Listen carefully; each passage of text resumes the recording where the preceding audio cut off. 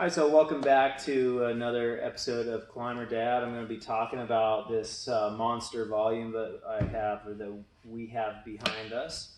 This is my head route setter at Clarksville Climbing, Curtis. And what we'll do is I want to talk about some techniques that you guys can use in making these volumes a little bit safer, a little bit more secure. And we're going to throw it up on the wall. Maybe if you wanted to talk a little bit about what a volume does for the climbing gym, that'd be awesome as well. Yeah, for sure. So volumes, you can put them up on the walls, and it completely changes the way the wall is, the shape of the wall. It's like an external use of the wall. We have a couple up. I'm sure you probably can't see them in the video you're watching, but we'll post some pics up. Yeah.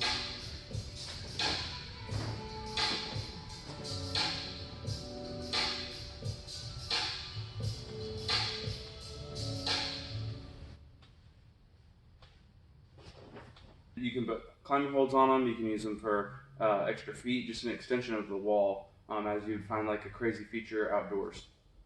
Yeah, I like to say it changes the geometric shape of the climbing wall. Now, some climbing gyms use volumes like this as holds, and they are off to routes unless they are stated that they are on.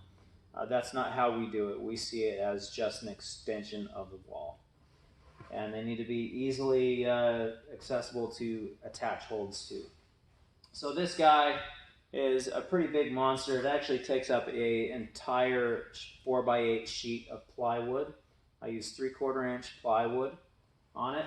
And something that I did because of its weight is I doubled up right here. This is on this corner where you screw it down on, is now 1.5 inches thick. So it has two pieces. If you can see here where that gets glued on. And I glue and screw every single joint. The glue definitely makes a difference in the strength and the longevity of the volume, because as people are pulling on that, if it's just screwed together, eventually that's going to work loose. And you've probably seen it in gyms or maybe even your home walls, where if a volume has a lot of traffic on it, it starts to creak and get a little weak in the joints. So gluing it, screwing it, and then also putting these pieces on here that I call strong backs, because that's what we called it when I worked with Rockworks and we built climbing walls. It is a little bit different because this is just a solid piece of wood. It's not laminated. It's just a 2x4 cut down to the exact angle to fit in there nice and snug. So this is the monster volume. When you paint these, go ahead and throw on just a regular latex paint. Works just fine. And I will put one layer of latex paint, and then I sprinkle it with sand, and then I'll put another layer of latex paint. That just helps lock in that grit a lot better. And don't leave it just like that, because if you leave it just like that, you'll have a problem where if you see on our walls behind here how you got a shoe rubber everywhere, that's not going to come off if you just leave it latex paint. And it also won't come off unless you use a really high quality polyurethane clear coat.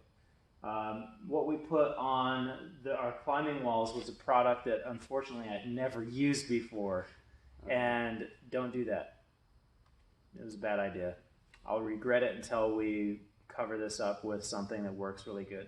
So what we have done on our volumes here is it's a water-based polyurethane. I have another video that I talk a lot about painting the volumes and making a pentagon volume. I will link in the end of this video. And if you guys have any other questions, please comment down below and we'll answer those. Is there anything else you think we need to talk about this volume? No, I don't think so. I mean, I think the paint scheme is pretty cool and whatnot. I think it's cool how you did the stripe right here, and there's some wood, yeah, a little bit of wood grain going through there. I like that as well. So all of the volumes that I've built recently, I've left a little bit of that wood grain on there, and I would like to call it a naked volume because it's showing a little bit of its skin. Oh yeah. So how did you get the lines? How did you form these lines? What did you use? So I use a really high quality painter's tape to snap the lines. And when you're going over angles like this, you can't just let the tape run where it wants to run. You actually, when you come over that, you need to eyeball down your line here and start a new piece of tape so that line continues naturally over that angle. And you can get the fourth dimension look. Yeah. Where it's not just flowing with the tape. You're actually creating the lines. Yeah. Yeah. And there is actually one other thing. You can tell this is Big old beast. almost a live video.